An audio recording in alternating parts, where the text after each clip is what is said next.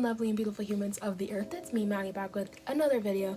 Thank you so much for clicking on this video, and let's just get right into this video. So I am back from my 3-day Easter weekend hiatus. I was just trying to have some normalcy during this period of time, because usually I do not post on Easter weekend because I'm doing a lot on Easter weekend, and I just like to respect that and maintain that tradition. So with that, I'm going to just say that this video is going to be geared towards underclassmen and middle schoolers. I will tell you guys why later, but this is for you guys.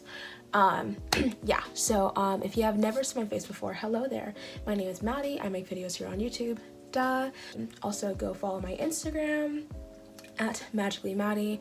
Same name here, everywhere. So make sure you guys go follow me on my social medias. Links are in the description. So today I'll be sharing with you guys my process for creating a college list. Now, I am a senior in high school. I will be graduating this year. Hashtag class of COVID-19, kind of low-key. I think that's what we're calling ourselves now. But yeah, so I'll just be sharing with you guys how I made my college list. So make sure you subscribe, hit the bell, do all that jazz, and let's just get into this. Okay, so for a little bit of background, I had a college list of 13 schools. At one point, I was about to apply to 19. Nope.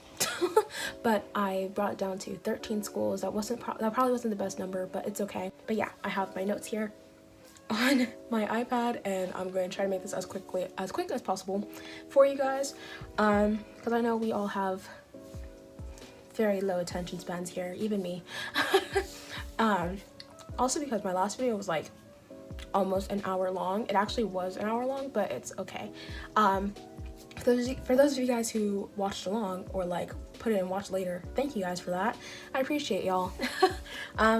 So there are 6 steps in my whole process of how I created my college list, and I'm gonna try to make this as quickly as possible. So here's a recap on the screen of the process. So the steps are major, what do you want, tools, exploration, stats, and finally the most important step is applying. So we're gonna start with major. So your major is what you're going to study in school. So for me personally, I am studying history. So I've known what I wanted to do in some sense since I was in 5th grade, and I know that that's not everybody's story.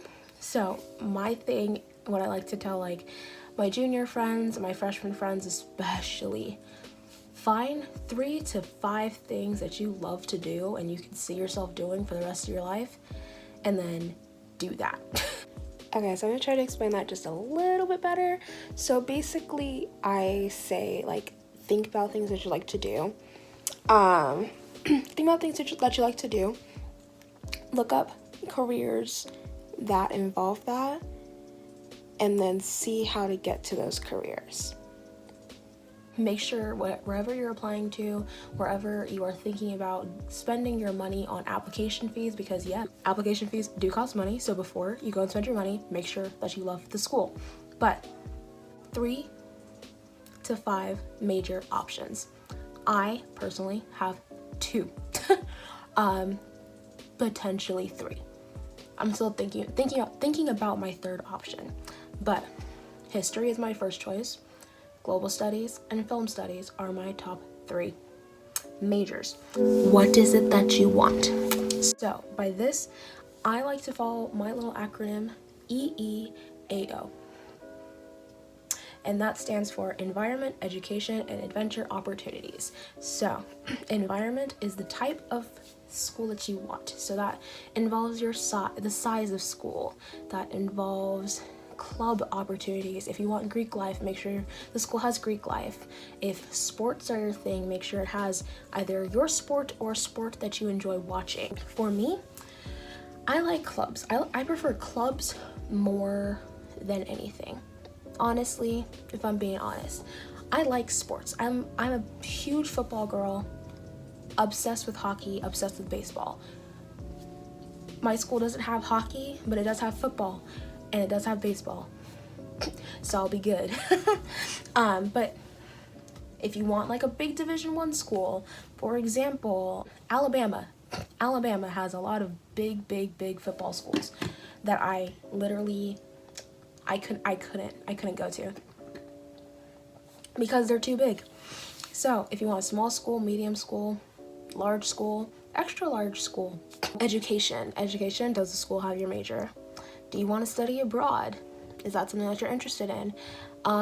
In most cases, you can see what study abroad programs that they have, and if there's one that you have in mind that you really want to have, then make sure your school has that. For example, for me, I really want to do semester at sea. It's like Sweet Life on Deck, basically.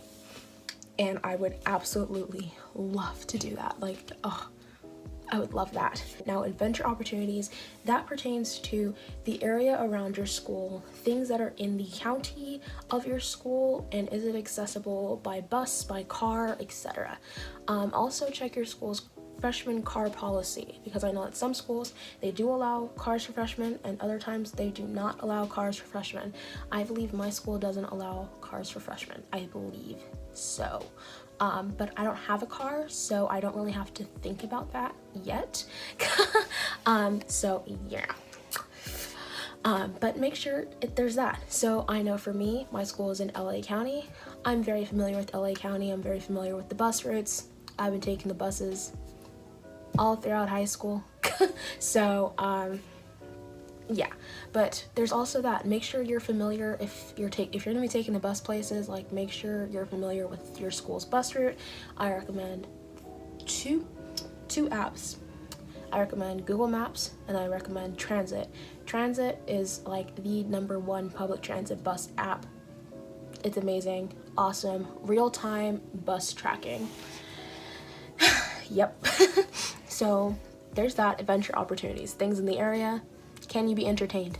And step 3 is tools. So tools, that is how you are going to discover your colleges and enter step 4, which is exploration. So my favorite tool for college search was College Board. Now, you actually do need College Board when you're taking the PSAT, SAT, and AP test. I believe for AP test, you are actually like required to have a College Board account. Make sure, especially if you're a freshman or in 8th grade, make sure you hop on that like now. Like, pause the video, do that now, please. You will thank me later. But College Board, it's where you're going to access your SAT, PSAT, and AP test scores, and that's also where you're going to send them. And a little hidden trick on College Board, there's this thing called Big Future, and that is a college search platform. So once you know your step 1 and your step 2, you're good. You have all the information that you need to input into College Board to discover schools. Another college search platform, I don't really like it that much, but it's called Niche. It's basically the same concept, except there's like reviews of the school. But I prefer College Board just because it keeps everything in one place, and also it's more accurate when it comes to determining your reach, match, and safety schools. I'm sure you guys have already heard of that, but if you haven't heard of that, I'll like explain it just a little bit. So your reach school is a school that your GPA and your SAT scores or your test scores are like way below the school's average. For example, for me, I have a weighted 3.1 GPA. Weighted basically meaning that with my AP classes and my honors classes, that is my GPA. It's not the best, not the worst, it's fine. But one of the schools I applied to, their average GPA was a 4.5. That was a reach school. Match schools are schools where your GPA and your test scores are like right inside of the school's average, and you're highly likely to get into those schools. You might not get in just because, you know, it's an average. There are people with way higher, there are people with a little bit higher, there are people with lower GPAs. It's an average. So those are your match schools, and your safety schools are schools where your GPA and your test scores are way above the average, and if you don't get in, we don't know what to tell you. Yeah, so that's basically like a small breakdown of what that is. So yeah, College Board and niche, but definitely College Board. Also, College Board connects to your Khan Academy, and Khan Academy has free SAT prep. And I know when I was practicing for the SAT, everything that I missed on the PSAT, a lot of those questions from there actually got imported into my Khan Academy, and they had me practice that. So it's a good tool, and it's free. And after that, after you do the importation of your step 1 and your step 2, then you are ready to explore, because College Board has, I want to say it's like over 5,000 or 6,000 schools on their database. It has every school in the United States. It has every school in Canada and the UK and some other places. I don't know the other places, but those are the 3 like let's say big companies, big countries that College Board has access to, and it will tell you if it's a match. So basically, like, does it meet your criteria? It'll tell you that, and it also has this little button in the corner of the school where you can like the school, and it adds it to your list, and it already starts your college list for you, and it's really nice. So yeah, so there's explore. Also, pro tip when you're exploring, like, explore everything. Like, click on the school's website and just click through the whole thing. Just do it. Memorize the website. just do it. You won't regret it. It will actually make your life a million times easier when it comes to applying. And then step 5, which breaks hearts, is your stats. So like I mentioned earlier, with reach schools and match schools and safety schools, make sure you are fully aware of what you're getting yourself into, because application fees do cost money. Things cost big money, like big money. Here, for public schools, for public colleges and universities, I believe the application fee was $70 per campus. So it's not like, for example, I'll tell you some of the schools I applied to. So for example, I applied to University of California, Los Angeles, Riverside, San Diego, and Merced. It wasn't $70 for all of those schools. It was $70 for UCLA, $70 for UC Merced, $70 for Riverside, $70 for San Diego. It's big money. You want to make sure you are absolutely in love with the school. One way that you can get fee waivers is going on tours of the schools. That's how I got a lot of my fee waivers, but also signing up for the school's email list. That's also another way to get fee waivers and exclusive information regarding admissions or what's going on the campus. It's also a way that you can, like, get to know student life there as well. So I would say that's a really good tool. I signed up for, I think I signed up for like every college that I was interested in.